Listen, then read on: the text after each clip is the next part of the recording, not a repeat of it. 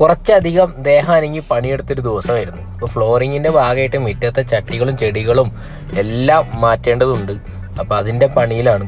അപ്പോൾ താമരച്ചട്ടിയിലെ ഗപ്പികളൊക്കെ പിടിച്ച് നമ്മൾ ഒക്കെ റീപ്പോർട്ട് ചെയ്യാൻ വേണ്ടി നമ്മൾ പുതിയ പോണ്ടിലോട്ട് മാറ്റാൻ വേണ്ടിയിട്ടുള്ള എല്ലാ സജ്ജീകരണങ്ങളും ചെയ്തു വെച്ചിട്ടുണ്ടായിരുന്നു.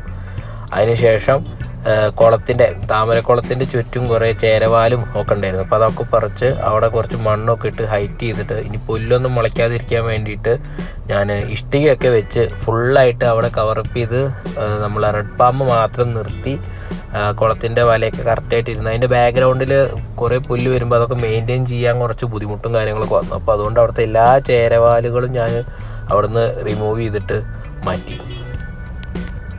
ഓൾറെഡി അവിടുത്തെ ഒരു തിണ്ട് നമ്മൾ റിമൂവ് ചെയ്തിട്ട് അവിടെയുള്ള മണ്ണുകളൊക്കെ കുറേ പെൻഡിങ് ഉണ്ടായിരുന്നു. അപ്പോൾ അതൊക്കെ അങ്ങോട്ട് ഇട്ട് ഇഷ്ടിക കുറേ പെൻഡിങ് ഇഷ്ടികയൊക്കെ ഉണ്ടായിരുന്നു. അത് കഴിഞ്ഞിട്ട് കുറേ പുല്ലുകൾ നമ്മൾ കോർണറിലൊക്കെ വെച്ച പുല്ലുകളും ഒക്കെ ഉണ്ട്. അപ്പോൾ ആ പുല്ലുകളൊക്കെ മാറ്റണം. അപ്പോൾ അതൊക്കെ ഞാൻ പൊളിക്കാത്തൊരു സേഫായിട്ടുള്ളൊരു സ്ഥലത്തേക്ക് പെർമനൻ്റ് ആയിട്ട് വെക്കാൻ വേണ്ടിയിട്ട് കുറച്ച് എല്ലുപൊടിയും ചാണകപ്പൊടിയൊക്കെ മിക്സ് ചെയ്ത് അവിടെ സെറ്റ് ചെയ്തിട്ട് ഞാൻ ആ പുല്ലുകളൊക്കെ അങ്ങോട്ടേക്ക് മാറ്റി കുറച്ച് ഉണ്ടക്കല്ലുകളൊക്കെ ഉണ്ടായിരുന്നു. അതൊക്കെ എടുത്ത് കുറച്ച് ഡെക്കറേഷൻ ചെയ്തിട്ട് ഇനി അത് പെർമനൻ്റ് ആയിട്ട് അവിടെ വെച്ചാൽ മതി. കാരണം മിറ്റത്തേക്ക് നമുക്കിനി ഒന്നും ഇറക്കാൻ പറ്റില്ല.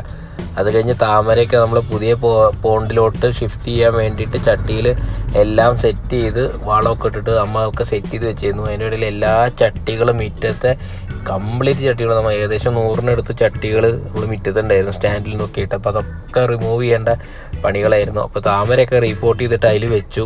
കുളത്തിലോട്ട് മീനൊന്നും ഇട്ടിട്ടില്ല. ഗപ്പിയൊക്കെ സെപ്പറേറ്റ് അവിടെ ഇരിക്കുന്നുണ്ട്. കാരണം ഇതിൻ്റെ ഇപ്പോൾ ആ വെള്ളത്തിൽ അതിലെ എല്ലുപൊടി ഇതൊക്കെ ഒന്ന് മിക്സ് ആയിട്ടുണ്ടാവും. കാരണം ആ വെള്ളം ഒന്ന് ഊറിയതിന് ശേഷം വേണ്ടി മാത്രമേ ഞാൻ അതിലോട്ട് അടുത്ത ദിവസമൊക്കെ ഇട്ട്, കാരണം അതൊന്ന് സെറ്റ് ആവണമല്ലോ. നമ്മൾ പുതിയതായിട്ട് പറിച്ച് വെച്ച കാരണം താമര തൈകളൊക്കെ ചട്ടിയിലൊക്കെ സെറ്റായി മണ്ണൊക്കെ ഒന്ന് സെറ്റ് ചെയ്തിരിക്കും. അപ്പോൾ മുറ്റത്ത് ചട്ടികളും ചെടികളൊക്കെ മാറ്റുമ്പോഴാണ് ഇത്രത്തോളം സ്ഥലം മുറ്റത്ത് ഉണ്ടായിരുന്നു. കാരണം എപ്പോഴും ഒരു കൺജസ്റ്റഡ് ആയിട്ടാണ് തോന്നിയിരുന്നത്. 10-20 കൊല്ലമായിട്ട് നമ്മളങ്ങനെ ചെടികൾ ഒഴിച്ച് കാണുന്നുണ്ട്. ഇത്രത്തോളം സ്ഥലം മുറ്റത്ത് ഉണ്ടായിരുന്നു എന്നുള്ളത് ചെടികൾ മാറ്റിയപ്പോൾ ആകെ അന്തം വിട്ടുപോയി. ഇപ്പോൾ ഒരു പോട്ട് നിലത്ത് വെച്ചിട്ടുണ്ട്. അത് അവർ പണിക്കാർ വരുന്നതിനനുസരിച്ചിട്ട് സമയത്തേക്ക് അത് മാറ്റണം. എടുക്കാൻ കുറച്ച് ബുദ്ധിമുട്ടാണ്. അപ്പോൾ അതിലും വെള്ളവും മീനൊക്കെ ഉണ്ട്.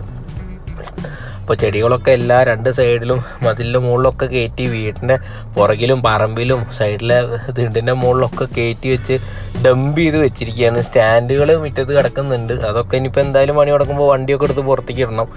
അപ്പോൾ അതിനോട് ഭാഗമായിട്ട് അപ്പോൾ പിന്നെ ഷെഡിലോട്ട് സ്റ്റാൻഡുകളൊക്കെ നമുക്ക് കയറ്റിയിടാലോ. അങ്ങനെ അപ്പോൾ ഇത്രത്തോളം സ്ഥലം മെയിൻറ്റെയിൻ ചെയ്യാനുണ്ട് എന്നുള്ളത് ഇപ്പോൾ ചെടികളൊക്കെ മാറ്റിയപ്പോൾ തന്നെയാണ് നമ്മൾ മനസ്സിലാവും ഇത്രയും സ്ഥലം ഉണ്ടായിരുന്നില്ല. ഇഷ്ടം പോലെ വണ്ടി ഇടാനുള്ള സ്ഥലം മുറ്റത്തുണ്ട്. അപ്പോൾ പുതിയ പോണ്ടിലോട്ട് ഗപ്പീസിനെയൊക്കെ മാറ്റുന്ന വീഡിയോ, അതേപോലെ എൻ്റെ കയ്യിൽ ഇല്ലാത്ത 2-3 കളറും കൂടി ഞാൻ അവിടുന്ന് ഇവിടുന്നൊക്കെ ആയിട്ട് സംഘടിപ്പിച്ചിട്ട് വാങ്ങി കൊടുത്തിട്ട് അതിലോട്ടുണ്ട്. അപ്പോൾ ആ വീഡിയോസൊക്കെ നെക്സ്റ്റ് ഇതിൽ കാണിക്കുന്നതാണ്. അപ്പോൾ അതൊക്കെ തന്നെയാണ്. ഇഷ്ടംപോലെ സ്ഥലവും ഉണ്ട് ഇപ്പോൾ.